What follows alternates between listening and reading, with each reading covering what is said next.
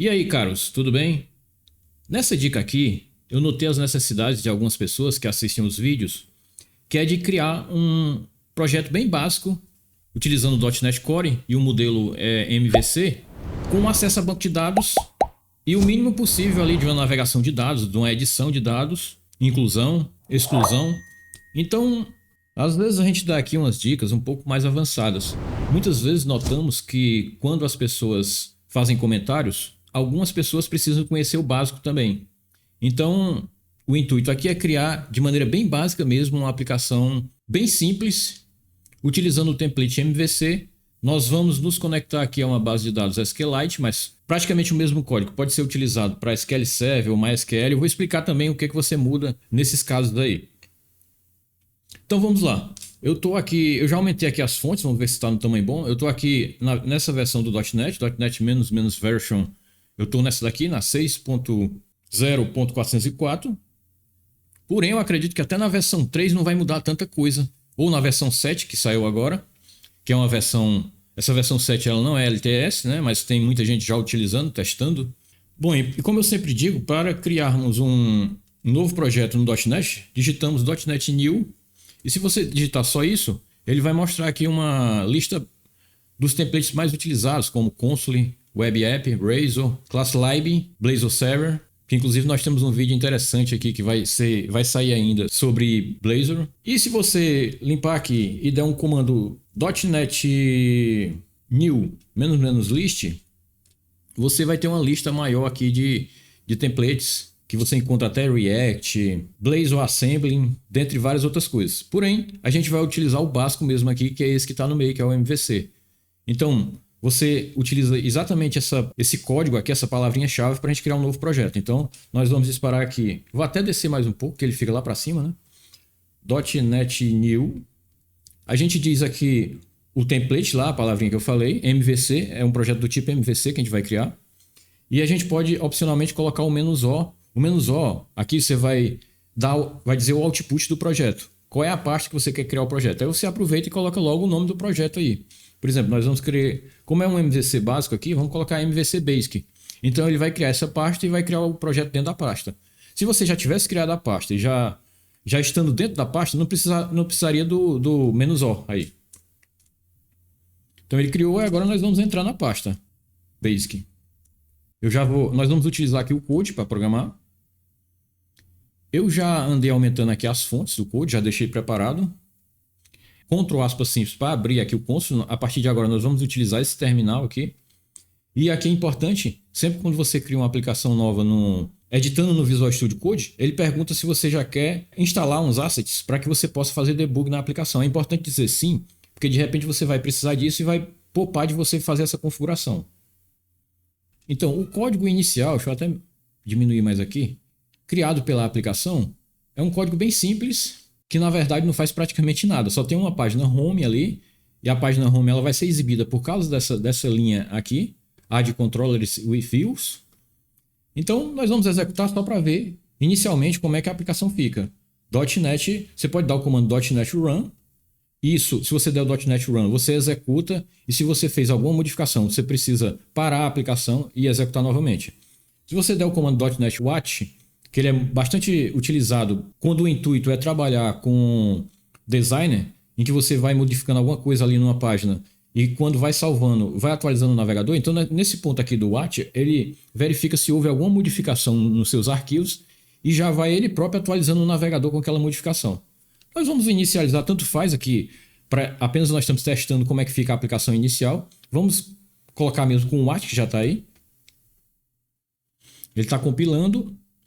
No meu caso aqui, como eu estou no Mac e é a primeira vez que eu estou executando essa aplicação, ele vai me pedir a senha de administrador aqui, eu vou colocar como permitir sempre. E aqui no navegador, como é uma aplicação HTTPS que nós estamos acessando, por padrão ele coloca assim, o .NET, e ela não está assinada, devidamente assinada, então ele pergunta se eu quero realmente confiar nesse certificado e acessar esse site. E a gente vai...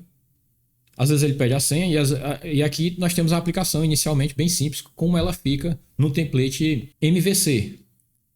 Bom, então agora nós vamos criar nosso model. O que é um model? Eu vou explicar aqui brevemente. Muitas Muitas pessoas já sabem, inclusive até as pessoas que conhecem o básico já sabem também. Quando você trabalha, nós vamos trabalhar aqui com o Entity Framework. Ele é uma espécie de ORM em que ele converte um modelo de dados, que é uma classe que você cria, numa entidade, numa tabela, no banco de dados.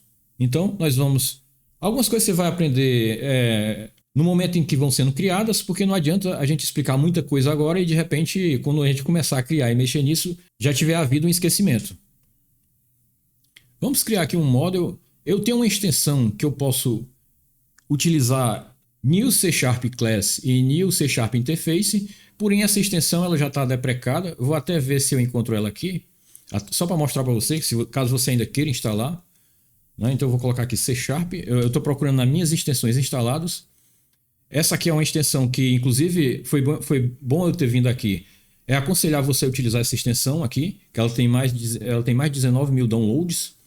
Então você instala ela no Visual Studio Code. Eu acho que o próprio Code, se não tiver instalado essa extensão, quando você acessar uma aplicação criada, ele vai sugerir que você instale. De qualquer maneira, eu estou lembrando aqui de você instalar. Ela faz quase tudo para você, faz uma compilação em background, ela faz uma leitura do código, cria o IntelliSense, então é algo importantíssimo. Eu diria até essencial. Agora a extensão que eu estava me referindo, inclusive ela está até riscada aqui, ó, é o C# Extensions.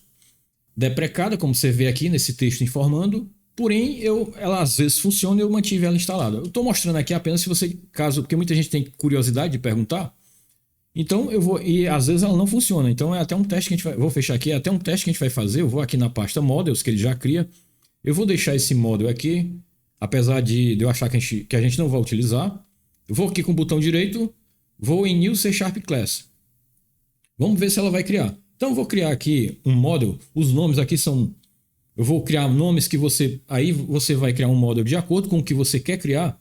Como eu criei a aplicação chamada MVC Basic, então eu vou criar aqui um model MVC Basic e vou colocar model aqui no final.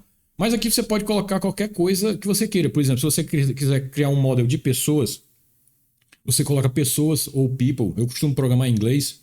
Se for de carros, você vai colocar car ou carro. Eu estou seguindo, como eu criei a aplicação com o nome MVC Basic, então eu estou deixando com esse nome aqui. Então eu vou até copiar, porque pode dar um erro na extensão. Eu copiei aqui e dessa vez ele criou.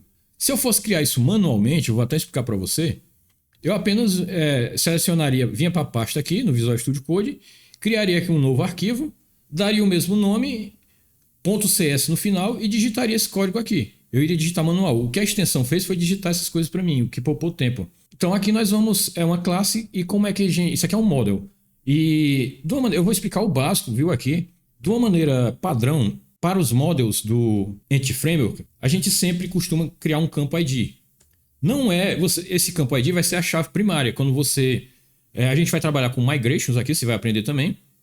Quando você gerar a tabela no banco de dados, ele vai criar um campo chamado ID e vai transformar ele, além de transformar numa chave primária, vai transformar numa chave de alto incremento. Então aqui, se você não quiser que o nome seja ID, então você tem que colocar um atributo aqui key. E é claro que se você colocar isso, você vai ter que importar aqui o data annotation. Vou até importar aí. Aqui não é necessário fazer, mas eu estou fazendo apenas para... Se você, pela nomenclatura, colocar ID, se eu não me engano, se você pode colocar também assim o nome do model e ID no final. Ele trabalha muito com nomenclatura, né? O Entity Framework. Se você colocar o nome do model seguido de ID também funciona. No caso, como eu segui aqui a nomenclatura, é claro que eu não vou precisar disso aqui. Mas eu vou deixar aí para exemplificar. Então, outra coisa, vamos criar aqui uma propriedade name também. Se você digitar, como no Visual Studio, né? Se você digitar prop, der um tab aqui. Eu estou me referindo ao Visual Studio Code aqui. E se você digita o tipo de dados, seleciona aqui, string, dá um tab, vai para a próxima, digita o nome da propriedade, dá outro tab e finaliza com um enter. No Visual Studio, se eu não me engano, basta você dar um tab que ele já vai finalizar direitinho para você. No último tab ele já reconhece. Tem essa pequena diferença. Ele está marcando aqui essa palavra, deixa eu até ver aqui a descrição que ele está dando. Ó. A propriedade não anulável name precisa conter um valor. Que significa que ele quer que você ou inicialize essa propriedade aqui com alguma coisa, né? E é assim que você inicializa uma propriedade da maneira, digamos, mais nova, utilizando o .NET, né? Ou então que você no construtor, ao criar aqui um construtor, vou criar aqui só para exemplificar, que nesse construtor, vamos tirar esses parâmetros que ele cria aqui, você inicialize a propriedade, né? Dessa maneira aqui. Aí você viu que ele corrigiu. Isso ocorre porque a partir da versão, se eu não me engano, eu posso estar errando a versão, viu? Da versão 10 do C Sharp, você tem que explicitamente definir que um string é nullable. Então, para eu definir que um string é nullable, eu coloco aqui um sinal de nullable. Esse sinal aqui, esse interrogação, no final do tipo de dado, significa que eu quero dizer que esse name é nullable. Se você quiser trabalhar da maneira antiga, utilizando o C Sharp, então você vem aqui no projeto, no arquivo de projeto, o csproj, e você vê aqui que tem uma propriedade nullable que está enable. Você teria que colocar disable aqui para desfazer esse comportamento. É tanto que se eu salvar aqui e for aqui no nosso model, ele já não está nem marcando. Porém, a gente vai... Isso aqui é o seguinte, eu aconselho, se você estiver migrando uma aplicação antiga do .NET para .NET 6 ou superior, então você faz isso que eu fiz agora, você coloca como disable até para facilitar a migração. Mas se você estiver criando uma aplicação nova, como é o que nós estamos fazendo agora aqui, então é aconselhável que você deixe aí para você seguir as novas práticas, né?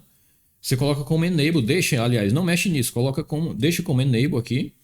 E no model, nesse caso aqui, a gente diz que essa propriedade nome, ela é nullable. A gente vai fazer um tratamento, você pode estar perguntando, mas no banco de dados eu vou poder colocar nulo aí? Não, a gente vai fazer esse tratamento depois, a gente pode fazer esse tratamento depois. Se houver tempo aqui, eu explico como fazer. Eu vou criar mais uma propriedade aqui, prop, vou criar um do tipo string, e-mail, tab enter.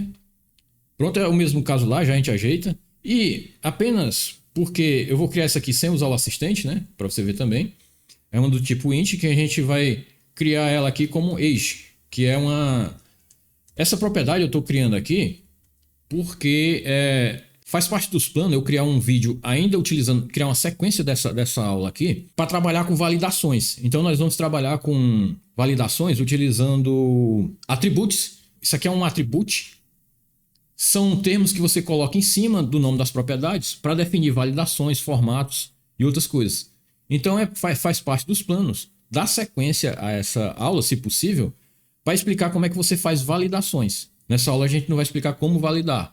Então é por isso que eu já estou criando essas propriedades aqui como idade, mesmo que nessa aula de validação, a gente precise talvez criar outras também.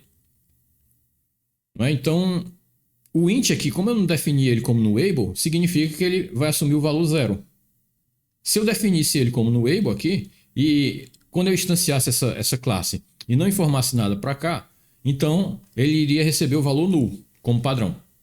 Mas isso aqui não vai importar muito. Bom, nós criamos aqui o nosso model. Agora o model por si só não vai fazer nada. Nós precisamos criar um contexto. Eu não estou seguindo, como eu já disse, as boas práticas aqui de criar, por exemplo, camadas aqui. Eu vou criar o contexto também dentro da pasta models aqui.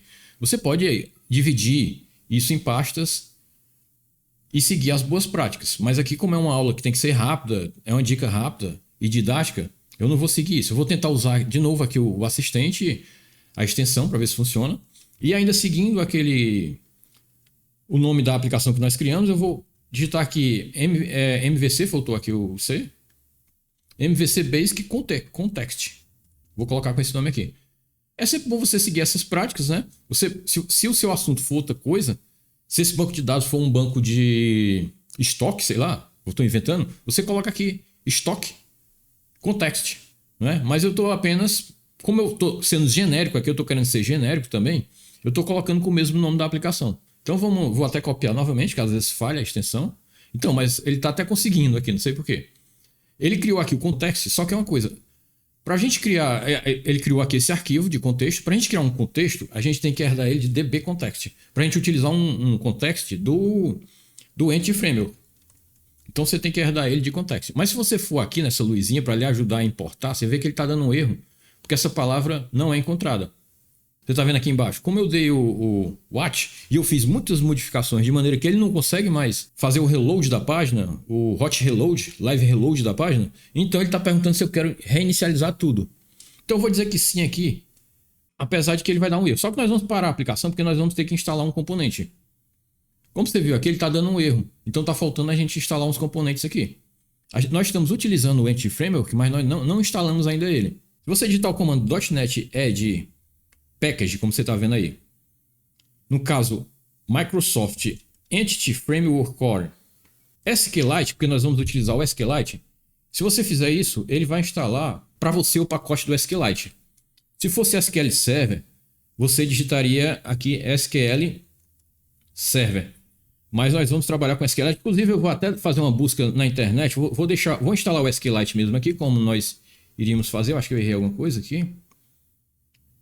Calma, SQLite, pronto. Já vou deixar ele instalado, mas vou explicar mais ou menos como é que pela internet você pode dar uma pesquisada, caso você esteja utilizando outro banco de dados. Ó, você viu que ele limpou aqui. Já a gente termina o contexto. Vamos ver se a gente consegue. Bom, o ideal é você vir aqui tudo isso está sendo instalado, esse add package, do Nugget.org, que é um gerenciador de pacotes utilizado pelo .NET. Então, eu vou dar uma dica aqui de como você procura isso. Tem outras maneiras também. Você pode digitar, por exemplo, aqui Entity Framework Core e o nome do banco de dados que você quer utilizar, por exemplo, SQL Server. Então, ele já colocou aqui como segundo pacote, ó. Você já viu que para usar o SQL Server, você iria digitar aquele mesmo comando, mas no lugar do SQLite no final, o comando seria esse aqui.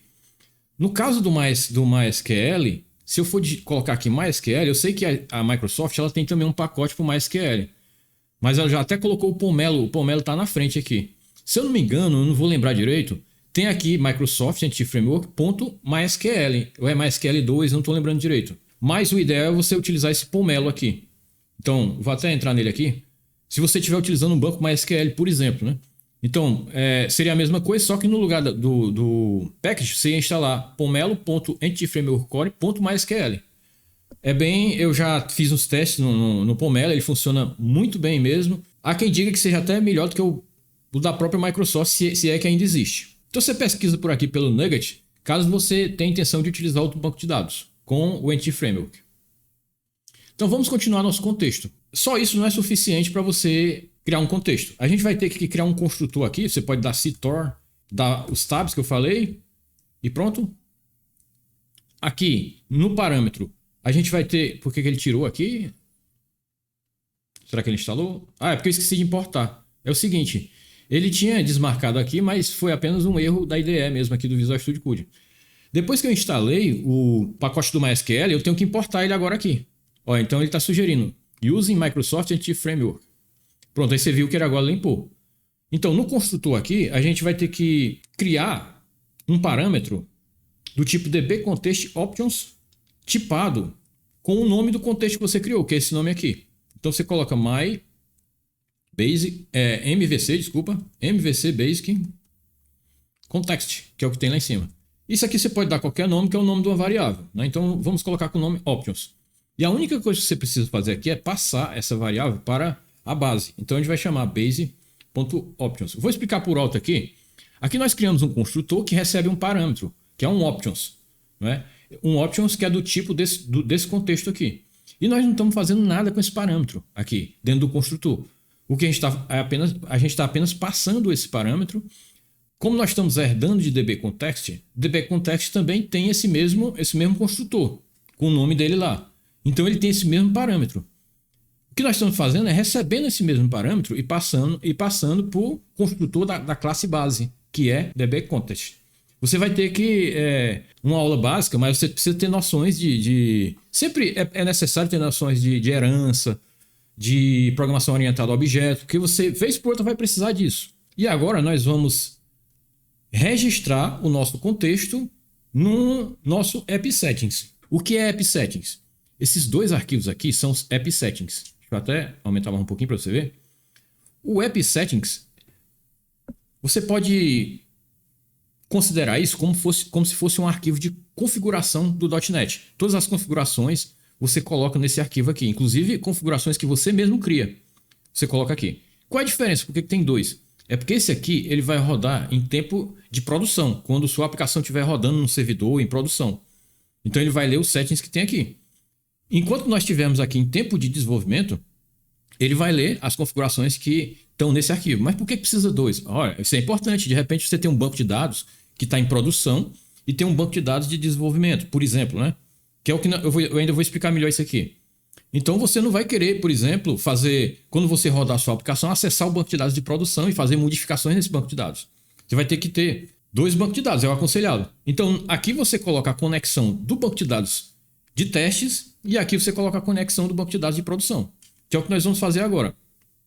Nós vamos criar aqui o que a gente chama de string de conexão. Então, eu estou fazendo no app settings de produção, mas eu vou já explicar aqui.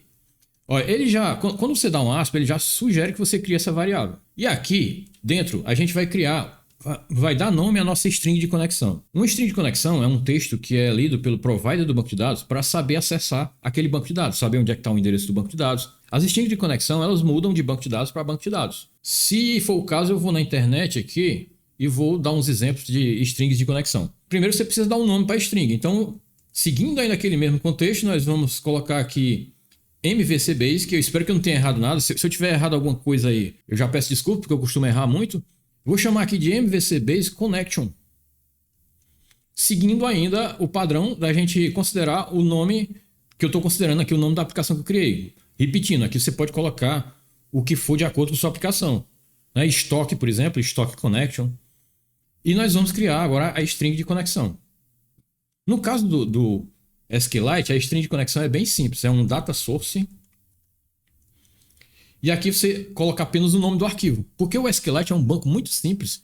Porém, ele é bem robusto dentro dessa simplicidade. Você pode fazer joins, pode fazer inner joins. É um banco que até aguenta uma boa quantidade de dados. Informo para você assim, você sempre vai precisar utilizar um SQL Server. Se for para uma aplicação pessoal que não vai ser utilizada por muitas pessoas concorrentemente, você pode tranquilamente utilizar o SQLite porque ele é um banco robusto que aguenta muitos dados. Eu mesmo tenho aqui projetos pessoais com cerca de milhões de registros utilizando o SQLite. Claro que se crescer muito isso, você vai ter que procurar um banco melhor, como uma SQL, um SQL Server ou qualquer outro banco aí. Então aqui eu vou dar um nome, eu vou até colocar aqui só database mesmo, ou data, né? Vamos deixar só data.db, eu vou colocar com a extensão db, para seguir o padrão do SQL, mas você pode colocar qualquer extensão.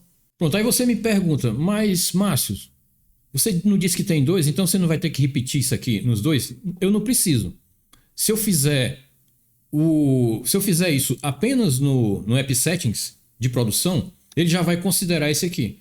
Se essa propriedade existir aqui e eu tiver aqui em debug, a aplicação não estiver em produção, aí ele vai considerar o que eu coloquei aqui. Didaticamente, eu vou copiar, apenas didaticamente, apesar de não precisar, eu vou colocar essa configuração também aqui no de desenvolvimento. Se você fosse trabalhar só com banco, tanto de produção como de desenvolvimento, bastaria você colocar num deles. Pronto, nós apenas criamos nossa string de conexão. Eu vou até copiar esse nome aqui, porque agora nós vamos no nosso program.cs. Nós estamos utilizando já os novos tipos, modelos, nem tão novos, eu estou dizendo novos, mas eu já deveria nem dizer tão novos, templates que são chamados top level, onde toda a configuração fica aqui no program.cs, ao contrário dos antigos, que os templates criavam a configuração num arquivo chamado startup.cs. Então, como nós estamos seguindo esse tipo de template, nós vamos criar essa configuração aqui no program.cs. Então você vai digitar o comando build, aqui embaixo desse add controllers e view, acho que a ordem não vai influenciar em muita coisa. Você vai dar add db context aqui, vai digitar add db context. No tipo aqui, você vai digitar o nome do seu contexto, por exemplo, a gente colocou MVC Basic Context, não foi? Vamos ver se foi isso. Aí você vai ter que importar, ó. Se eu der um Ctrl ponto, é a mesma coisa de eu clicar nessa luzinha aqui. Ele já está pedindo para eu importar de models. Então ele já importou. Você lembra daquelas opções que nós colocamos aqui? Eu vou até voltar aqui para o contexto. Ó. A gente criou um parâmetro, options, né? Então, você pode modificar esse parâmetro aqui. É por isso que esse parâmetro foi criado ali. E é o que nós vamos fazer agora. Nós vamos modificar esse parâmetro, options. Para quê? Para informar para o SQLite qual é a string de conexão que ele vai usar. Que foi a configuração que nós acabamos de criar, que eu copiei aqui. Então, vou até quebrar aqui para não ficar muito... Vou quebrar esse option aqui. Vou dar um Ctrl B para abrir mais a tela aqui. Então, você pode ter isso aqui como se fosse um método anônimo. É uma espécie de expressão lambda que está agindo aqui como se fosse um método anônimo. Onde eu estou criando um método inline aqui, onde eu estou recebendo a variável options e aqui eu vou modificar essa variável options. Caso você não esteja entendendo essa parte aqui, você teria que dar uma estudada sobre métodos anônimos não é? Mas isso aqui é meio que uma receita de bolo, é meio que padrão, você pode seguir esse padrão aqui depois, mas eu aconselho você a estudar isso. Então a gente vai ter que usar, vai ter que informar que a gente quer usar o SQLite com aquela string de conexão que a gente criou, que eu acredito que ela ainda esteja aqui no clipboard. Então a gente vai digitar use SQLite. Agora eu tenho que ver se eu não estou errando aqui, maiúsculo e minúsculo, essas coisas, né? Ele corrigiu para mim aqui, ó, ele está fazendo um quick fix, se bem que ainda bem que existe, que a extensão do C# faz ainda isso, né? Então eu errei, eu coloquei o Q maiúsculo, mas aqui ele vai tanto corrigir como importar já para mim, ó. Ele já importou. E aqui nós vamos colocar a nossa string de conexão. Como é que a gente lê uma configuração que nós criamos aqui no arquivo app-settings? É dessa maneira. Eu vou até colocar aqui em cima e depois eu trago para baixo para você entender. A gente tem no build, eu vou explicar como é que você lê uma configuração. Vou aproveitar para fazer esses parâmetros aqui. Nesse caso, desse tipo de template top level é assim, muda um pouco no template lá do startup, das aplicações antigas. Mas é praticamente a mesma coisa. Para pegar qualquer uma configuração que você colocou ali, você pode digitar... Opa, eu estou errando aqui. Você pode digitar apenas isso aqui e o nome da variável que você colocar lá. Por exemplo, varName. Vou colocar aqui varName, que isso seria igual... Vou criar aqui var, qualquer variável aqui, myvar. Eu estou querendo dizer... Ele está corrigindo aqui porque eu tenho um corretor ortográfico aqui. Ele colocou essa sublinhou aí porque ele não está encontrando essa palavra. Tudo bem, isso aqui é temporário que a gente está fazendo. Assim como no SQLite, eu vou já explicar ali. Então vamos dizer que você tivesse aqui, não é bem o foco, né? Você criasse aqui também sua variável, varName, né? Acho que foi varName que a gente colocou lá. varName igual a um valor tal aqui, por exemplo, 10. Pronto. Então é uma configuração que você criou e aqui, voltando, você está lendo ela, a configuração. Eu acho que eu devo ter errado aí o nome, mas tudo bem. Mas se for para string de conexão, a gente muda um pouco. Ele tem um tratamento diferente. Aqui você tem que colocar getConnectionString e o nome da string de conexão que nós criamos. Que eu até copiei, deixa eu ver se ainda está aqui, ó. Que foi esse nome aqui. Você lembra que a gente colocou lá no App Settings. Então isso aqui, eu poderia sim também, já que eu criei uma variável, vou até deixar numa variável para facilitar, mas você poderia chamar tudo isso dentro desse parâmetro aqui. Mas como eu já criei a variável, então eu vou até dar aqui um nome string connection, qualquer nome, viu? String connection é o valor lá da nossa... Então, como eu criei a variável, eu vou trazer ela para cá, né? Vou trazer ela para cá, que era o equivalente a eu chamar aquilo lá dentro. Eu chamar toda essa linha aqui onde eu estou colocando essa variável. Ele está marcando aqui porque ele não reconhece. Eu uso uma extensão para evitar erros ortográficos. Ele não reconhece essa palavra. Então, aqui no meu caso, no seu caso não vai precisar disso, eu vou apenas adicionar essa palavra no meu workspace aqui. Ele vai passar a reconhecer essa palavra. Nós já temos tudo quanto a banco de dados, quanto à conexão, praticamente feito. Agora nós vamos fazer um teste para ver se só nisso a gente já pode rodar essa aplicação. A gente vai inicialmente apenas rodar mesmo, utilizando aqui o .NET Run mesmo, sem ser o Watch, para você também ver como é que é o Run.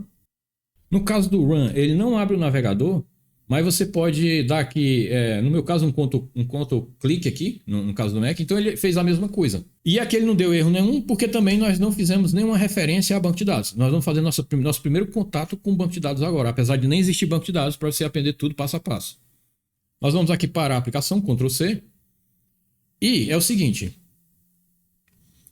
vou explicar basicamente, vou tirar isso aqui que eu não gosto dessa parte de cima. Vou explicar basicamente o conceito aqui de MVC, os que já sabem podem ignorar, mas eu preciso explicar mesmo de maneira rápida e básica. O MVC é feito de controllers, nesse caso aqui de controllers e views, né? Nós temos aqui um home controller. E como é que é? E nós temos aqui uma pasta chamada views. Como é que é feito aqui, até pela inferência de nomes, eu tenho aqui um controller que se chama home controller. Então, nas views eu tenho uma pasta que se chama home. E aqui você vai já entender esse index, esse privacy, que nós temos duas views aqui. O que é uma view? Uma view é o HTML que vai mostrar aquilo no navegador. Então aqui nós temos duas views, você está vendo que elas têm os códigos HTML aí. Então, você viu que a gente tem um controle chamado home, e dentro desse controller nós temos aqui um action. Cada método desse do controller a gente chama de action. Mas vamos apenas nos atentar aqui no primeiro para não dificultar. A gente tem um action aqui chamado index. Não é? Então, quando eu for nesse action index, que view? Aí você está vendo que ele retorna uma view aqui. Mas que view ele vai retornar? Por inferência de nomes, Se eu estou no controller home e ele vai procurar na pasta views uma subpasta chamada home, que é o nome do controller, aqui ó, é o nome do controller, e vai procurar uma view que tem o mesmo nome dessa action aqui. Então ele vai escolher essa view aqui para rodar. Então se a gente for, vamos fazer aqui um teste, o que tem nessa view aqui? Vamos até mudar algum nome, por exemplo, vamos colocar em português, vamos colocar bem-vindo, por exemplo, bem ao code total. Pronto. Vou mudar aqui o nome só para você entender que se eu for, eu agora vou executar com o at mesmo, até para não precisar de eu dar o Ctrl clique. Ele rodou e você notou que o texto que a gente mudou ali apareceu aqui. Se você for no navegador, o que foi que ele fez aqui? Ele não digitou o comando home e index, que é isso aqui é a rota daquele controller. Se eu digitar o comando home e index, ó, ele faz a mesma coisa. Mas por que ele não digitou isso? Por que não precisou você fazer isso? Digitar o comando home e index. Porque se você for aqui no program.cs, tem um ponto aqui em que ele chama aqui esse map controller route. Eu não vou me aprofundar muito com isso. Muitas das coisas você tem que usar como base esse vídeo para poder dar uma estudada. Então, com esse map aqui, o que eu estou dizendo? Eu estou dizendo que eu quero receber duas coisas na minha URL. Um é o controller e outro é um action. Mas se eu não informar esse controller, eu quero assumir home. E se eu não informar esse action, eu quero assumir index. Esse lado aqui é opcional. Eu não vou nem acho explicar muito isso. É que você pode ainda receber uma espécie, o que ele chamou aqui de ID, que é um parâmetro adicional. Não é que você pode utilizar esse parâmetro para outras coisas que a gente não acho que não é bom falar sobre isso agora. Então o que ele está querendo dizer com essa rota aqui é que ele quer receber depois do seu endereço, do endereço do seu site, ele quer receber dois parâmetros. Um é o controller e o outro é a view. Se a gente for aqui, se a gente for aqui no navegador, então aqui nós temos, ó, não sei se vai dar, não tem como aumentar isso aqui, mas nós temos o nosso endereço, temos o primeiro parâmetro que ele pediu, que é o home, e temos o segundo, que é o control, que é o home, esse home aqui é o controller, e temos o segundo, que é o index, esse index é a view.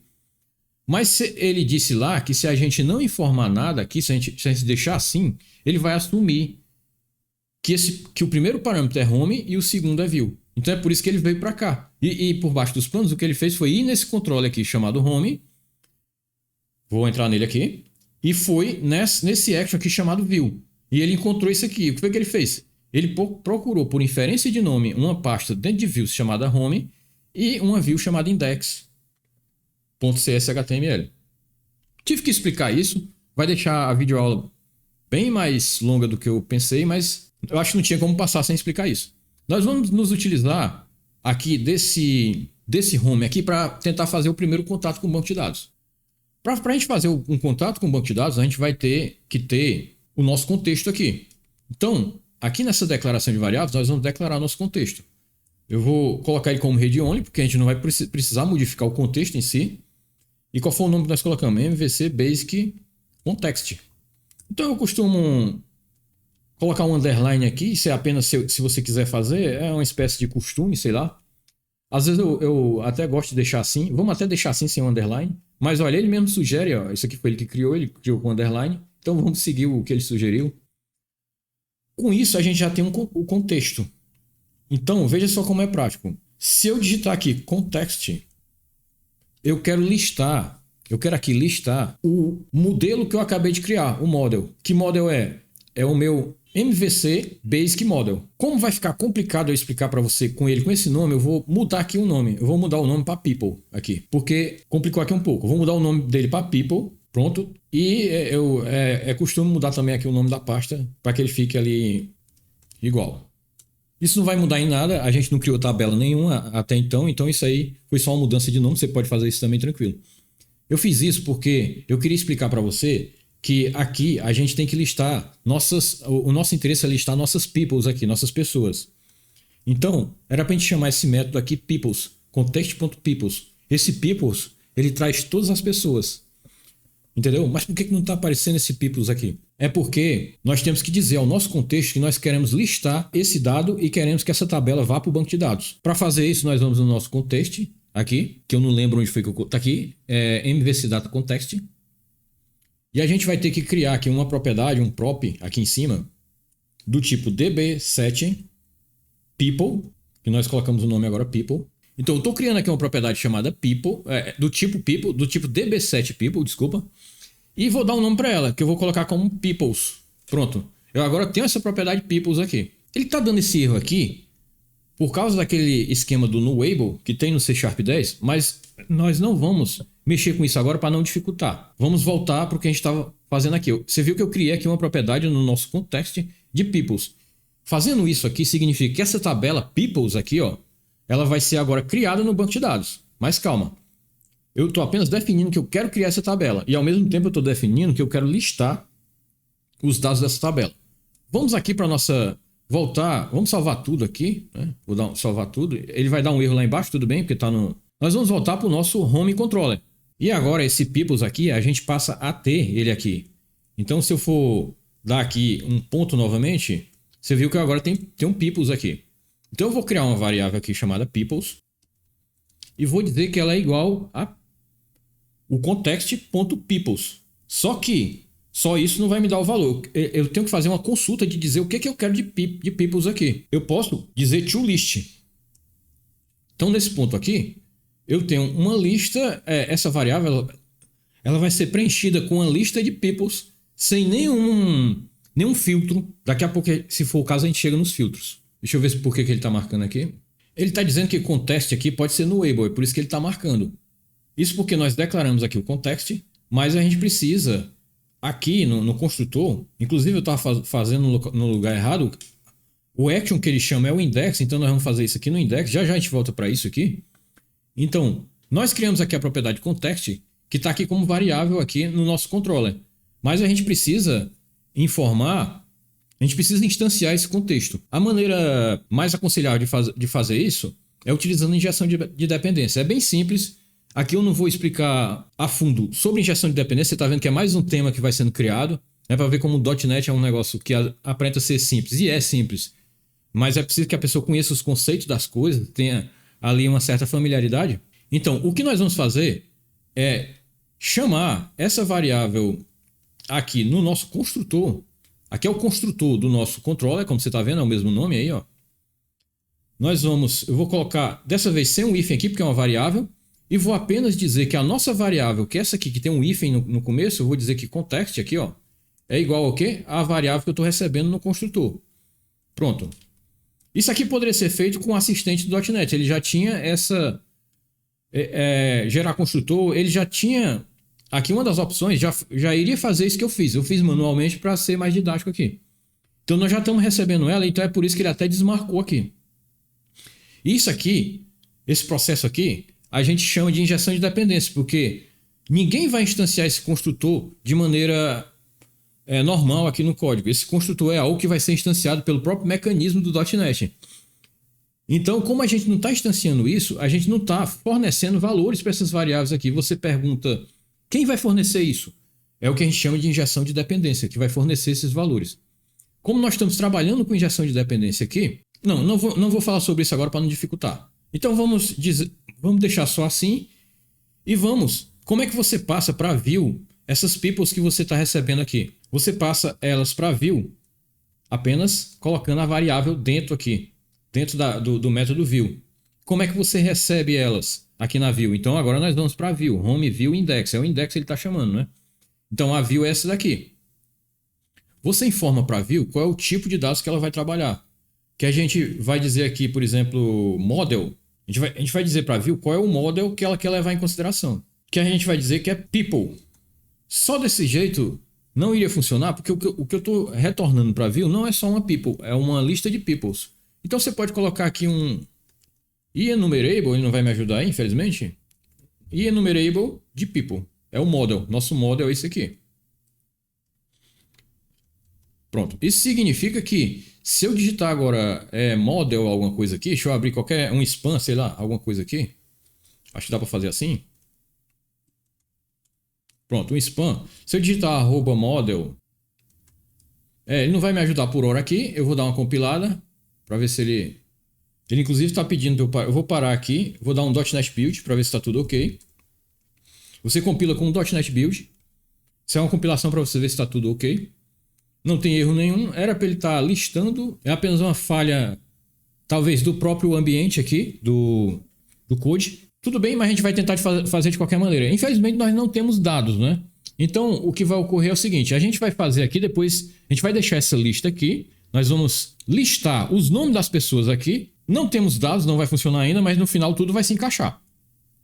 Eu vou criar aqui uma div, e vou criar aqui o famoso UL do HTML, então você precisa entender também um pouco de HTML, e vou criar aqui um li, cada li desse vai ser o nome de uma pessoa. Então, é como se cada li desse fosse um name, ou seja, ele vai listar os nomes das pessoas que nós temos no nosso banco de dados. Mas como é que a gente faz isso, né?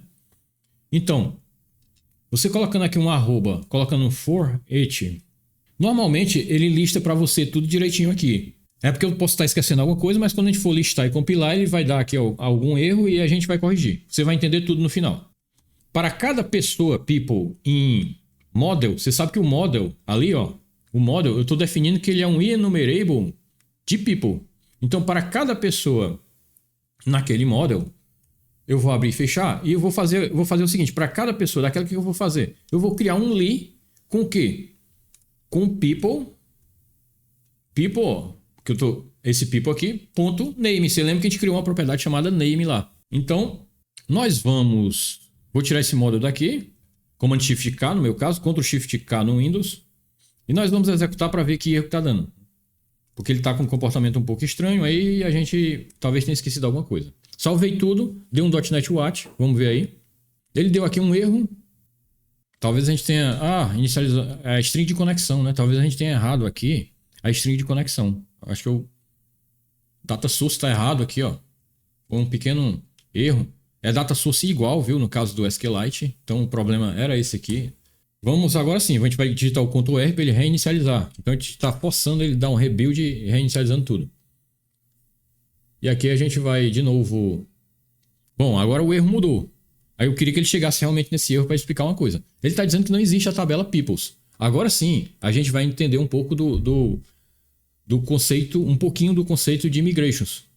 Migrations são como se fosse um histórico de modificação que você vai fazendo no banco de dados. Você precisa inicializar as migrations e cada modificação que você vai fazendo no seu modelo de dados, ele vai sugerindo que você crie uma nova migration para que aquilo, com essas novas migrations que vão sendo criadas, ele vai saber em que ponto o banco de dados está. Vamos dizer que no banco de dados A, ele já está totalmente atualizado com todas as modificações que você colocou no seu modelo de dados. Mas tem um banco de dados B ali, que faz tempo que a aplicação não acessa com ele, que está totalmente desatualizado. Então, quando você conectar nesse banco, devido ao fato de você utilizar migrations, o próprio mecanismo do .NET vai saber em que versão aquele banco está. E ele vai saber seguir a sequência de atualizações até que aquele banco fique com a estrutura atualizada com a última estrutura.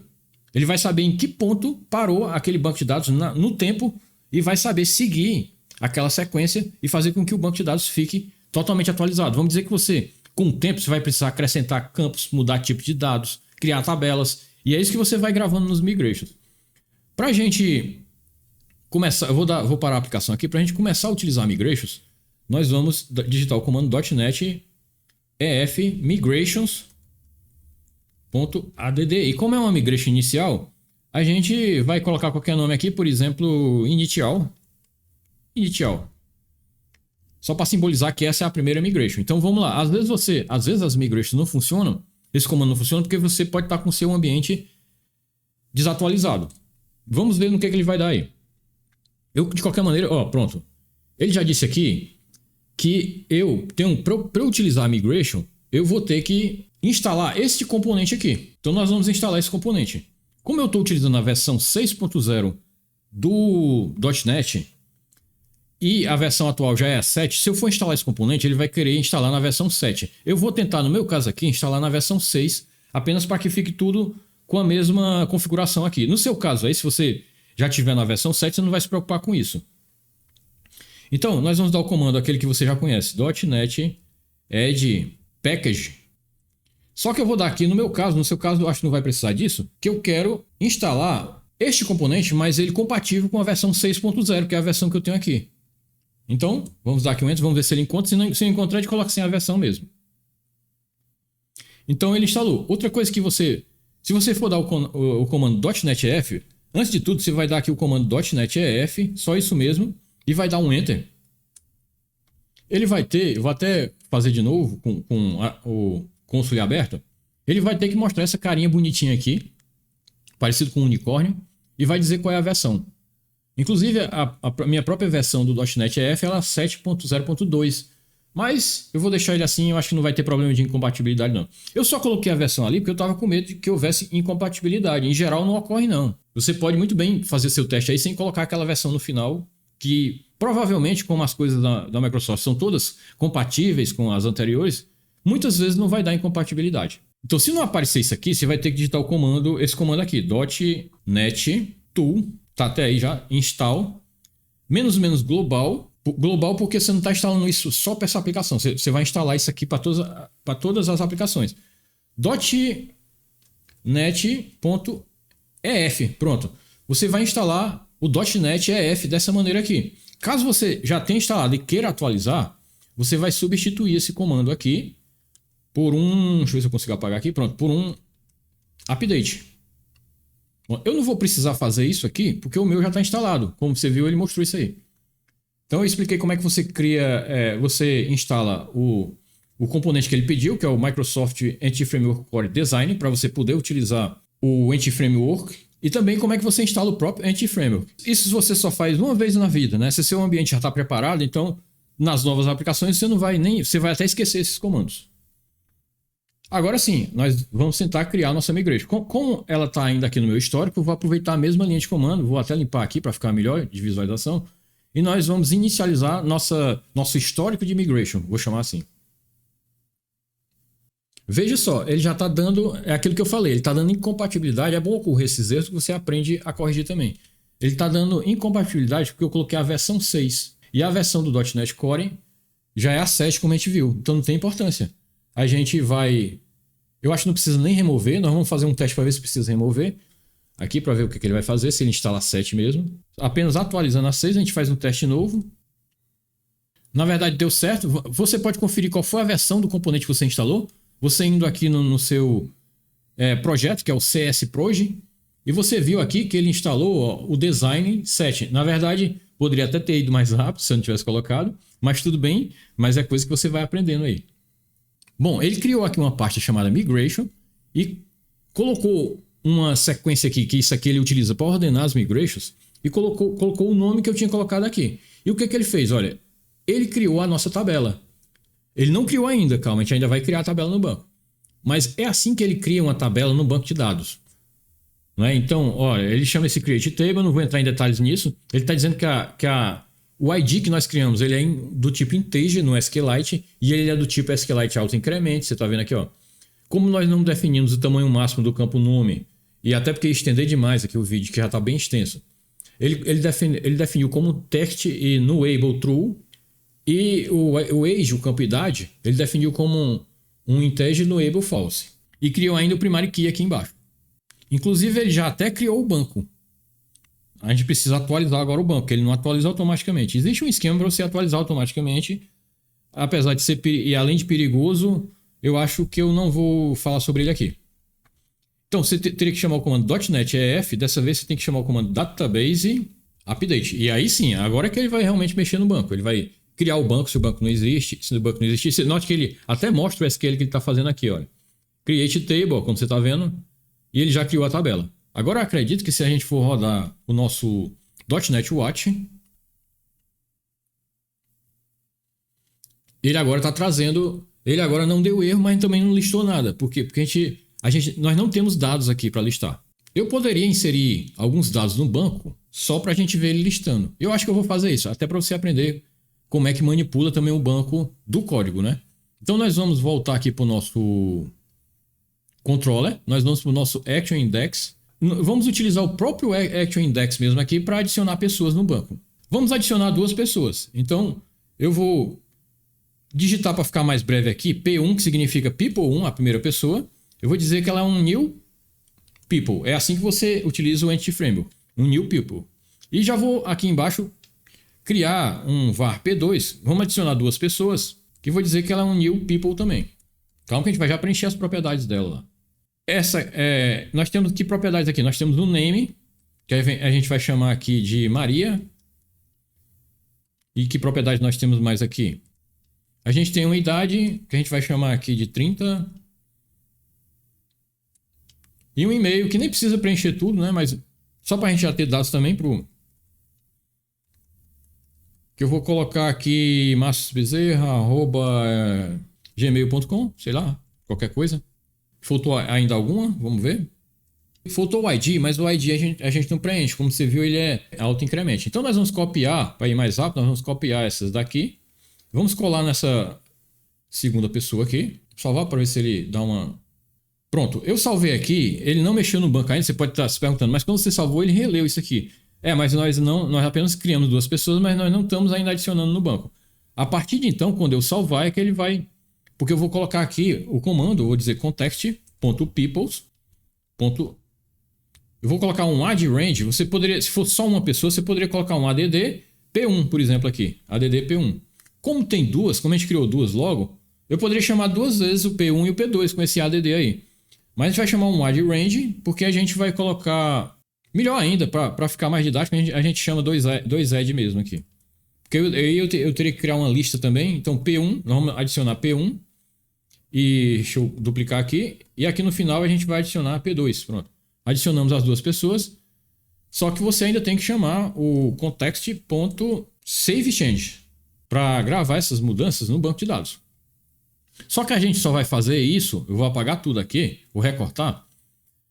Para evitar de ele ficar criando repetições, a gente só vai fazer isso se não existir pessoa nenhuma no banco. Então, como a gente já tem a variável peoples ali, ó, que interessante. Como nós já estamos listando as pessoas aqui, vamos nos utilizar até dela mesmo. Eu vou colocar um if aqui, vou colocar um pouquinho mais para baixo. Se peoples.count igual a 0. Ó. Se não tiver nenhuma pessoa, aí sim eu chamo isso. Eu chamo isso, mas eu ainda vou fazer melhor aqui. Se eu for salvar agora, ele vai executar. Então, como isso aqui é um código que está se estendendo demais dentro desse método aqui, nós vamos criar aqui... Aqui não é o lugar certo para criar, mas para ser didático eu vou criar aqui. Vou criar aqui um método private void, ele não retorna nada. Fill peoples. A intenção desse método aqui é só preencher... Pronto. É só preencher essas duas pessoas. Então, para não ficar... Olha, iria ficar muito grande se eu chamasse, além desse if aqui, aquele método. Então, eu vou chamar aqui apenas o fill peoples. Beleza, como eu estou chamando só um método aqui, eu não preciso ter esses... Estou chamando só... Dentro do if só tem uma linha, então eu não preciso ter aqueles fechando e abrindo. Pronto, se eu for salvar aqui, o que ele vai fazer? Como ele vai dar um hot reload, como diz aqui embaixo, então ele vai chamar de novo esse index aqui. O que ocorre é que ele vai realmente criar as pessoas. Então, eu vou logo salvar tudo aqui. Nós vamos olhar aqui. E aqui ele colocou as duas pessoas. Inclusive, ele colocou com o mesmo nome. Eu esqueci de mudar aqui os nomes das pessoas. A gente pode até aproveitar aqui para explicar como é que faz um update. Como é que você, por exemplo, faz o update num banco de dados. Para isso, eu vou manter esse código aqui e vou fazer o seguinte. Aqui mesmo, eu vou apagar esse código, apenas para a gente não deixar as duas pessoas com o mesmo nome lá, que ficou meio feio. Eu vou explicar como é que você faz um update. Eu vou digitar aqui var Maria igual a context. Primeiro eu vou pegar o registro que eu vou fazer o update. Então eu vou digitar aqui first. Ele não vai me ajudar agora, mas você vai já entender. First or default. O que eu estou querendo dizer aqui é que ele liste para mim o primeiro ou nulo dessa entidade cujo name foi igual Maria. Porque eu esqueci de colocar aqui também o peoples, né? Então, peoples, first to the full. Eu estou pegando a primeira pessoa que no banco de dados. Qual é o critério? Cujo name se chama Maria. Então, ele vai pegar a primeira Maria que a gente colocou. E o que a gente vai colocar? Vai ficar Maria.name, eu vou mudar o nome dela para João, né? Mas deu para você entender que a primeira pessoa ali é Maria. Infelizmente, era para eu ter colocado outro nome aqui, né? Então, vamos ver aqui. Vamos colocar first people.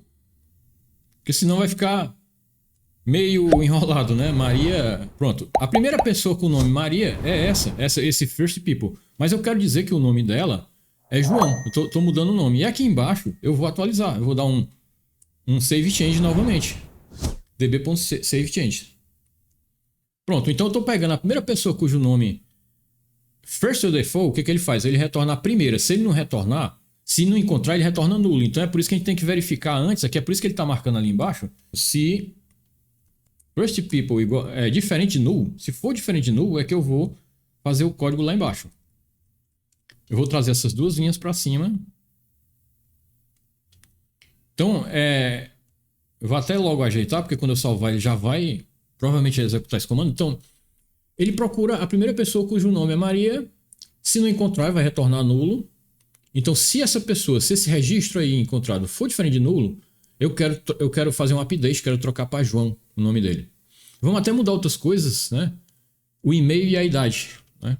Para não ficar os dois iguais. Então, eu posso dizer que firstpeople.email é igual, vou inventar aqui um e-mail, email@gmail.com. E a idade, firstpeople.age é igual a 40, sei lá. Aqui é claro que é um ponto e vírgula. E aqui também.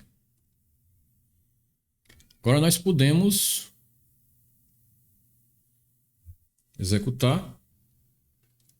Aqui ele não fez nenhuma mudança. Será que ele está case sensitivo? Eu estou errando o nome? Maria, certo? Vamos colocar assim.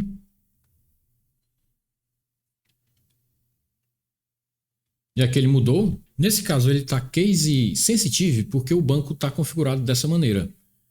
Isso é mais uma configuração do banco. Digamos que você configure, por exemplo, um SQL Server para você poder fazer um like. Da mesma maneira que você faz um like lá utilizando o select, ele vai agir também aqui. Então, se o banco tivesse configurado para ser case insensitive, por exemplo, eu poderia ter digitado, não precisaria de colocar a letra maiúscula aqui. Isso vai depender de como é que está a configuração do banco nesse caso aqui. Bom, então esse código aqui foi só temporário. Na verdade, a gente vai até, acho que, comentar talvez, né, para não apagar. Vamos comentar esses códigos aqui. Até porque o intuito foi só incluir. Quer dizer, eu não posso comentar isso aqui porque eu estou retornando as pessoas ali. Então, aqui eu estou listando pessoas e estou retornando, não posso comentar. Outra coisa que é aconselhado você fazer, eu vou explicar aqui porque realmente eu acho essencial isso, é você trabalhar de maneira assíncrona. Eu não vou explicar o async aqui, mas aí eu vou pelo menos codificar assim. O seu código já funciona dessa maneira e você se aprofunda mais com os asyncs aí. Eu vou só colocar ele como async aqui e vou colocar um await aqui. Vou dizer que esse método aqui, ele é um método async que vai retornar um task daquele mesmo tipo. Pronto.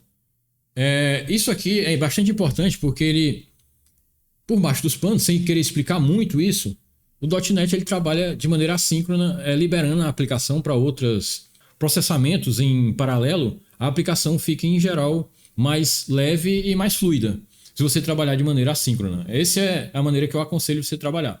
Eu coloquei o async aqui, como iria se estender demais o vídeo se fosse explicar sobre o async, você pode visualizar esse código como se não tivesse aí o async. Para você ter mais informações sobre os contextos que você tem listado, então você pode digitar também os comandos .NET ef dbcontext list. Aqui você lista os contextos que você tem. Então ele encontrou esse contexto aqui que nós vamos até copiar o nome dele, que nós vamos precisar desse nome completo do jeito que está aqui. Se você quiser informações sobre um contexto, você digita o comando .NET ef dbcontext.info.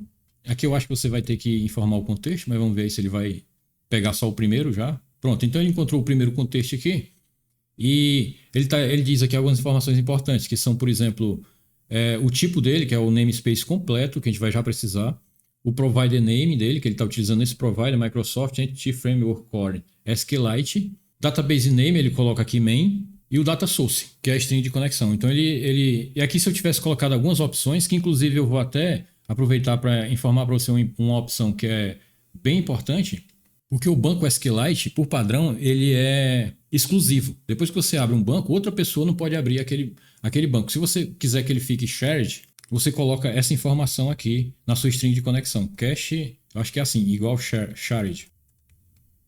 Bom, dessa maneira, eu vou inclusive, até como nós criamos duas strings de conexão, eu vou colar aqui na desenvolvimento também. Dessa maneira, você está informando que não quer abrir ele no modo exclusivo. Então, quando sua aplicação abrir esse banco, vamos dizer que você tenha duas aplicações, as duas vão poder conectar no banco sem problemas. Não tendo isso aí, ele vai tornar o banco exclusivo e vai fazer com que o primeiro que abriu depois do banco estar aberto, ele vai dar um erro quando a segunda pessoa, a segunda aplicação for tentar abrir o banco. Então vamos limpar aqui. A nossa ideia agora é que nós vamos gerar, como prometido, nós vamos gerar views para criar um novo people, para mostrar os detalhes de um people, de uma pessoa, para listar as pessoas e para incluir também, editar e incluir uma nova pessoa. Se a gente fosse fazer isso manualmente, seria aí umas 5 views que nós teríamos que criar. Para não estender muito o vídeo, eu vou utilizar aqui um componente que é um gerador de views, que você vai aprender como utilizar também. Lembrando que esses links aqui, esses comandos, eu vou deixar todos na descrição, dentro do possível. Eles não ficam diretamente na descrição, existe um link aí que quando você entra, você vai para uma página que tem os comandos. Não é? E se faltar algum, você pode pausar aqui o vídeo. Então, para começar, a gente tem que instalar a ferramenta que vai gerar esse código. Nós vamos dar o comando .NET Tool, que você já conhece, install. Isso se você não tiver instalado, você pode trocar o install por update se você quiser atualizar a sua. Já está até aí, ele está me ajudando. .NET-ASP.NET Code Generator. Dessa vez eu vou tentar colocar sem a versão, que eu costumo sempre colocar, padronizar tudo na mesma versão. Mas talvez, como no primeiro caso não foi necessário, então dessa vez eu vou tirar. Se for necessário, a gente reinstala com a versão. No meu caso aqui, no seu caso, se o seu .NET já estiver todo atualizado, se você instalou o .NET agora, não vai precisar nem se preocupar com isso. Eu vou apenas dar uma aumentada aqui para ver a saída que ele vai dar. Então aqui eu estou instalando um componente. Eu já tenho instalado, então provavelmente ele vai ou atualizar ou dizer que eu já tenho instalado, mas vamos ver aqui. Olha, ele já deu até um erro dizendo que eu já tenho ele instalado. Não é? Então, mas é esse o comando que você faz para instalar a ferramenta para os próximos comandos que nós vamos utilizar. Então, para criarmos as views e o controller, nós vamos executar o seguinte comando. Eu já tenho ele preparado aqui, é um comando grande, eu vou deixar na descrição. .NET ASP.NET Generator Controller, você vai colocar controller. O modo nós vamos utilizar o people. O data context, nós vamos utilizar o data context que nós criamos, que é o myBasicContext. Bom, e esse parâmetro aqui eu estou apenas colocando porque eu pretendo criar uma sequência desse vídeo com foco na validação dos dados. Se você estiver vendo esse vídeo e essa sequência já tiver sido feita, provavelmente você vai estar vendo aqui em cima um card para direcionar você já para esse link. E mais uma parte da continuidade é falando sobre como você faz uma busca ali na sua lista de pessoas, como você consegue colocar ali um campo para busca também. Mas se você estiver vendo esse vídeo e esse conteúdo ainda não tiver sido criado, então você curte esse vídeo e siga o canal. Aliás, você curte esse vídeo e siga esse canal mesmo em todas as hipóteses, porque vai ter muita novidade aí pela frente. Então, eu só coloquei isso por esse motivo, mas você pode ignorar nessa parte aí. Aqui é importante dizer porque, por padrão, essa ferramenta ela foi preparada para o banco SQL Server. Então, você tem que informar que aí é SQLite, que nós estamos trabalhando com SQLite. Poucas mudanças devem ocorrer, talvez não influencie nenhum esse parâmetro. E você pode utilizar essa ferramenta para qualquer banco. Se for um banco não compatível, ele vai criar ali um código que você vai precisar fazer pouquíssimas mudanças para ter o mesmo resultado. Mas no caso, para ficar mais exato, aqui nós vamos deixar o SQLite. Aqui é o AltD, que é o diretório onde nós vamos querer criar o controller. Então, inclusive, eu vou até tirar esse AltD aqui, porque eu estou achando que ele não é necessário. Se for, a gente recoloca. Aqui, esse UDL significa que eu quero utilizar... se você for olhar aqui, nós temos, por padrão, o MVC ele tem uma view chamada layout, que ela é um layout que cobre todas as páginas que você criar. Então, vamos dizer que você queira padronizar ali o cabeçalho, os menus e o rodapé da página, só um exemplo aqui, e quer que todas as páginas que você venha criar tenham aquele mesmo cabeçalho e aquele mesmo rodapé. Ele funciona como se fosse uma espécie de template comum, shared, né, como o nome já diz, uma espécie de layout, onde tudo isso é padrão e aqui é onde ele vai colocar cada página que você cria. É por isso que as páginas que você cria, as views, elas não começam com HTML. HTML, body não, porque isso já é o HTML e o body. E esse ponto aqui, a view que você cria, já é o trecho para ser encaixado nesse ponto. Por esse motivo é que aqui você tem um parâmetro para dizer se você quer utilizar ou não esse layout. Nesse caso, nós vamos utilizar esse layout. Por isso a gente vai deixar esse parâmetro aí. E aqui tem esse namespace, que na verdade a gente vai retirar, a gente vai trocar por name, que isso aqui é o name, é o nome do controller que nós vamos criar. A gente vai colocar name, vai trocar isso aqui, vai retirar completamente e vai colocar que o nome dele é People's Controller. Então ele vai criar um People's Controller. Vamos ver se está tudo ok. Depois eu mostro como é que você pega a ajuda desse utilitário aí e vamos ver se não faltou nada. Vamos ver se ele vai perguntar por mais alguma coisa. Então veja o que ele fez. Ó. Ele gerou aqui. Vamos ver se ele colocou as coisas nos lugares certos. Os controllers, provavelmente não, porque eu não estou vendo o controller Peoples aqui. Vamos ver onde é que ele colocou. Talvez a gente tenha esquecido alguma coisa.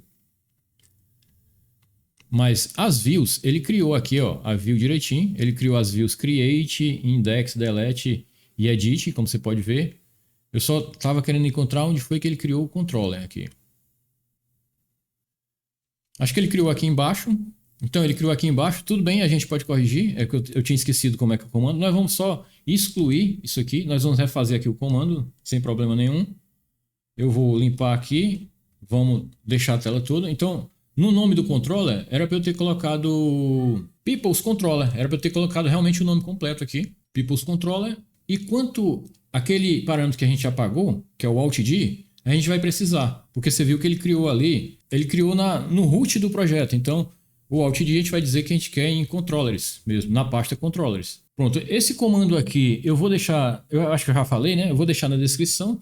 Ele não fica bem na descrição. Em geral, na descrição aí tem um link que ao você clicar nesse link, você vai para esses comandos. E para os links também. Você tem acesso aos links utilizados aqui. Então, por aqui, por esse output, a gente viu que parece que agora ele criou tudo certo. Ó, na pasta controllers, ele criou aqui people controllers. E dentro da pasta view peoples, ele criou aqui as views. Então, se a gente for ver aqui os diretórios, você lembra... Eu não gosto de usar esse aqui, vamos minimizar. Esse aqui em cima. Não, tá certo já. Você lembra daquilo que eu falei, né? E o que ele fez aqui? Ele criou um People's Controller. Você lembra aqui quando a gente... Deixa eu tirar isso aqui. Aqui no Program, que ele pede... Se eu não informar o nome do controller, ele vai assumir que é Home. Se eu não informar o segundo parâmetro, que é o Action, ele vai assumir que é o Index. Então, dessa vez, como a gente não quer... Você viu que ele criou aqui... ele criou aqui um controller People's. E agora nós vamos ter que informar o controller People's. Se a gente não informar, ele vai para Home, entendeu? Por padrão, ele vai para Home. Se você quisesse que o padrão fosse People's, você colocaria aqui e daria certo. Quando você entrasse no endereço da aplicação e sem digitar nada, ele já ia para People's. Mas a gente quer que fique desse jeito, porque a gente vai criar um link lá para ele ir para People's. E o Action, aqui no controle criado, como você pode ver no People's, ele já tem o Action Index. Então a gente pode manter aqui o Action padrão como index. Sendo assim, você só vai precisar digitar /peoples e não vai precisar digitar o index porque ele já vem para o index, que o Action padrão é o index. Ele já tem aqui, ele já cria o padrão.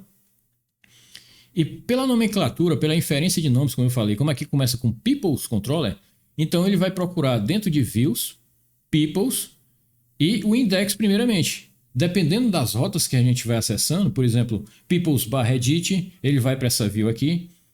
People's/details, ele vai para essa view aqui. Entendeu? Então aí você pode dar também uma estudada melhor sobre essa estrutura que ele criou. Deixa eu ver se eu não estou esquecendo nada aqui, se a gente já pode dar um... vamos tentar já dar um .NET Watch para ver se ele vai dar algum erro. E ele mostrou tudo do jeito que estava, porque, como eu disse, ele está indo para Home, né? Então, como nós criamos um controller chamado People's, a gente tem que digitar People's aqui no final. Não precisamos digitar o index, como você já entendeu. E aqui a gente tem um template básico mesmo aqui, onde você, inclusive, não está realmente bom aqui, mas ele utilizou a nossa shared layout lá, tanto que tem os menus aqui em cima. Se você for olhar para essa página, a gente pode até olhar aqui, só para index. Ela não tem esses menus, ó, como você pode ver. Ela não tem esses menus, o que significa que aquele UDL que a gente colocou é importante lá no comando. E aqui, se eu for dar um create new, eu posso... criar, por exemplo, um Paulo aqui, e-mail. Não, acho que não existe... Aqui não existe validação, por exemplo, aqui paulo@email.com, vamos colocar. E aqui a idade a gente coloca 35. Vamos criar para ver se está tudo ok. Ó. Ele já criou aqui, isso aqui já tá no banco, eu posso editar. Por exemplo, eu posso editar isso aqui e trocar qualquer coisa, como por exemplo Maria. Então eu vou trocar o e-mail, vou dizer que ela tem 32 anos. Ó, ficou Maria 32 anos. A gente pode deletar um aqui. Ele já vai para a página de delete. É por isso que para todos esses comandos, ó, por baixo dos panos, ele está indo para aqueles actions que eu falei. E aqui esse 3 é aquele ID que eu não expliquei, que tem também lá na rota, né? Você pode dar uma estudada melhor sobre isso. Aqui eu posso excluir, eu não vou excluir, tudo bem.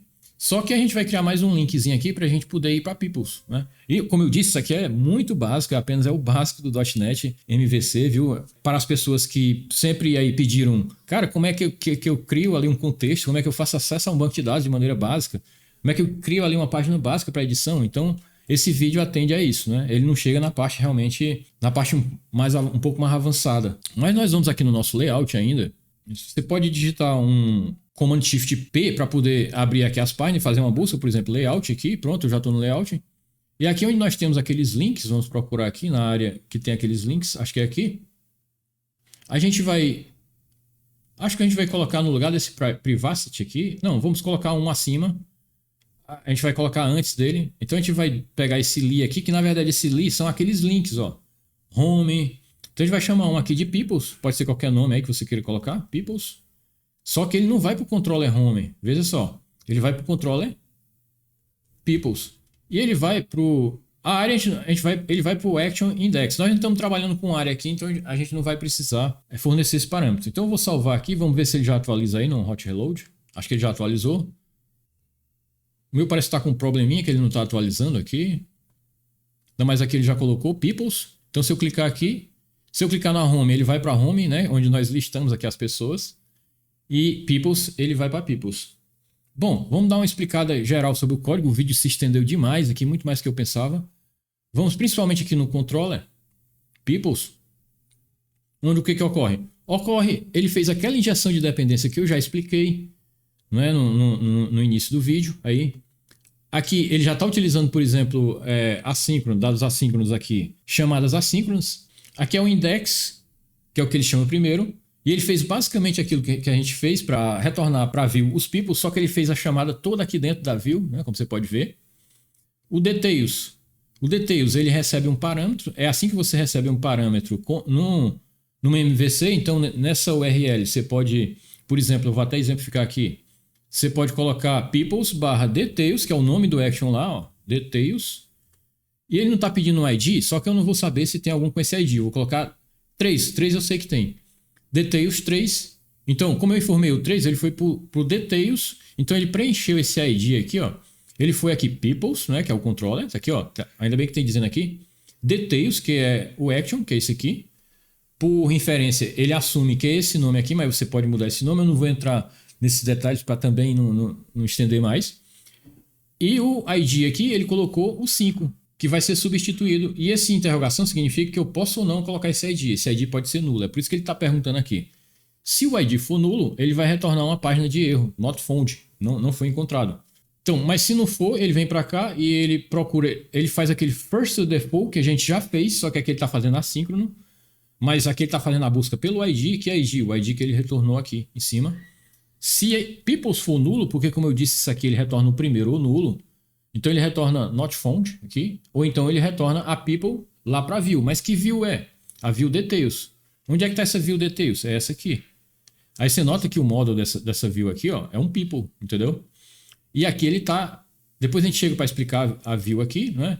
Mas vamos lá, já entrou aqui, então vamos lá.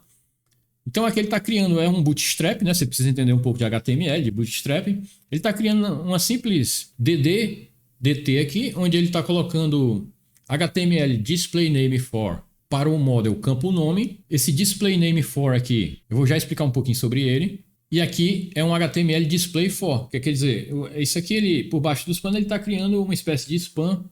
Né? Você poderia até colocar realmente assim, isso aqui, criar aqui, por exemplo, eu acho que é um spam que ele cria, não estou lembrando. Você pode criar aqui um spam e colocar apenas isso, que seria a mesma coisa, model.name, é porque ele enfeita bastante aí. Vou até tirar isso aqui de baixo para... Você poderia colocar também assim, que iria dar certo, né? E aqui é o display name for, o e-mail. Deixa eu salvar aqui para ver se ele vai dar uma atualizada. Então eu tinha colocado aqui um 3 no final, né? Só para a gente ver. Então você viu que ele colocou mesmo eu trocando lá, ele continuou colocando aqui o nome Paulo. E esse display name for aqui é um negócio interessante que inclusive isso era um comentário para o próximo, a sequência desse vídeo aqui. Mas a gente vai lá no model, aqui a gente vai no people model. E eu posso, por exemplo, utilizar alguns atributos de validação. No caso, nós não vamos colocar nenhum de validação, porque validação é para a sequência desse vídeo. Além de estender mais. Eu posso colocar um display aqui.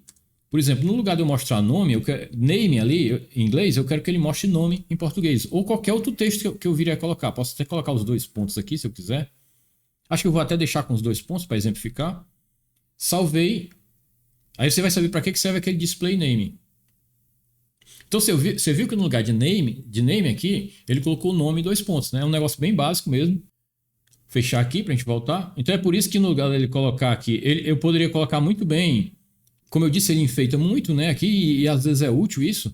Mas eu poderia colocar simplesmente aqui e-mail, né? E-mail 2 pontos. Então vou salvar aqui, que isso é só a coluna de descrição. Então se eu atualizar aqui, ó, você está vendo que ele já colocou e-mail 2 pontos lá. Ele coloca esse display name for para que você possa decorar o seu model com os atributos do nome que você quer chamar essa propriedade aqui.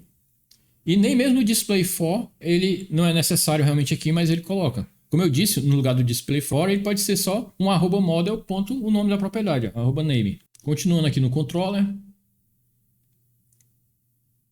Não é esse, deixa eu fechar logo aqui esse aqui. Fechar esses views aqui para não atrapalhar.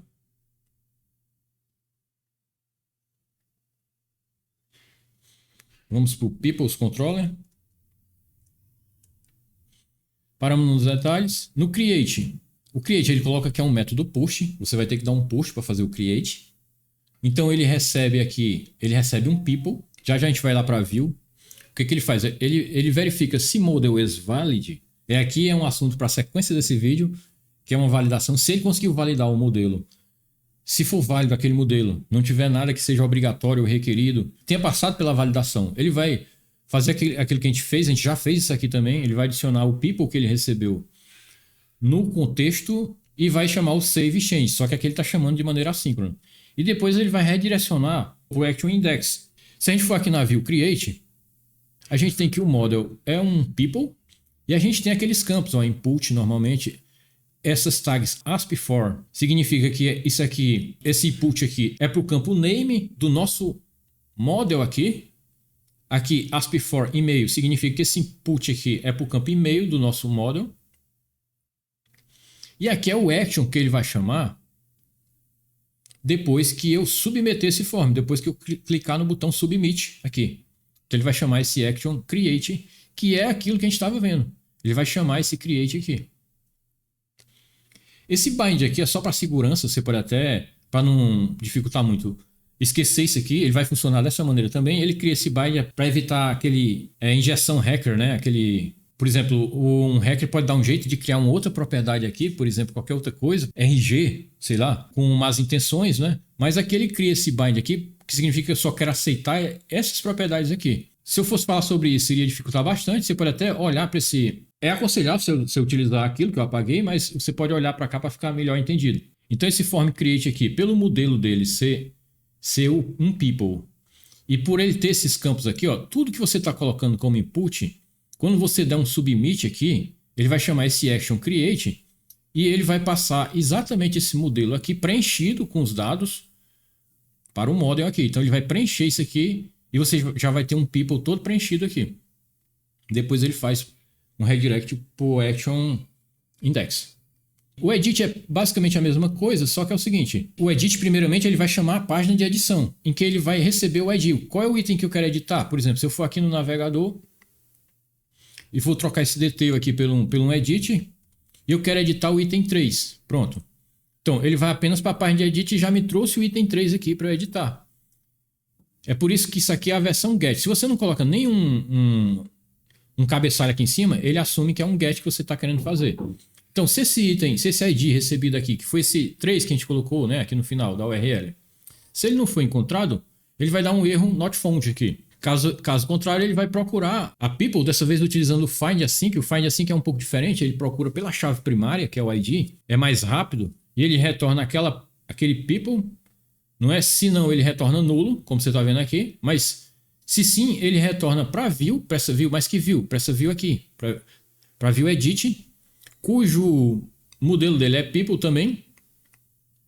Então, esses ASP4 aqui, se eu informei, como eu estou informando aqui para view, qual é o modelo, então ele já também preenche, viu? Ele já também preenche. Ele preenche as caixas de texto já com o modelo que ele recebeu quando foi chamar essa view, né?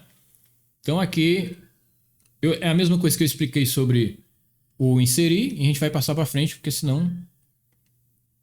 E nós temos agora o post do edit. O post do edit é a mesma coisa para inserir um people. Então,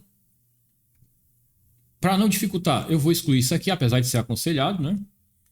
A diferença é que o edit ele recebe duas coisas. Ele recebe o ID e recebe o próprio modelo, o próprio model.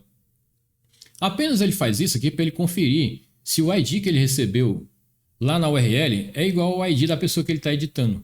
Só mesmo por uma questão de segurança, ele faz a validação também do modelo. E aqui no lugar de chamar um add, ele vai chamar um update, context.update people.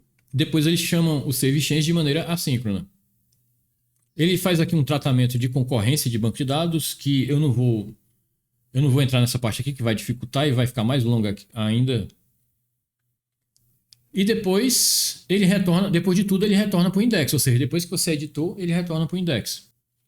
Onde é que ele pega esse ID aqui? Já que não incluir, não tinha isso. Então se você for aqui na view edit, você vai ver que o ASP action dela aqui é edit, mas ele colocou aqui como um hidden, você está vendo que está hidden, esse campo ID. É por isso que ele vai chegar lá, esse campo ID vai chegar lá, como um parâmetro também. Bom, então o que está faltando aqui?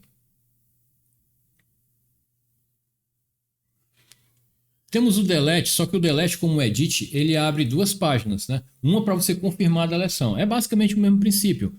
Na primeira página, você vai informar apenas o ID com o action delete. Como aqui, se a gente for aqui trocar isso aqui no lugar do edit pelo um delete e eu vou informar o ID, o 3, ele não vai deletar ainda, ele vai para essa página ainda, né? Que é um get que vai perguntar se você quer deletar esse registro.